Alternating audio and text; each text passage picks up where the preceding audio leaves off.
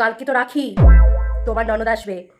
আজকে সব বাজার ঘাট করে কালকে সকাল সকাল উঠে সব রান্না বান্না সেরে ঘর দুয়ার পরিষ্কার করে সব গুছিয়ে রাখবে। কিন্তু সব রান্না যদি আমি করি তাহলে আমি কখন যাব মা রাখি পড়াতে আমার দাদাকে? তুমি আমার মুখে মুখে কথা বলছো বৌমা? আমি তো আমার মুখে কথা বলছি মা, আপনার মুখে মুখে তো বলছি না। মা পারে গো পাই। আমি কিন্তু উত্তেজিত হয়ে যাচ্ছি বৌমা।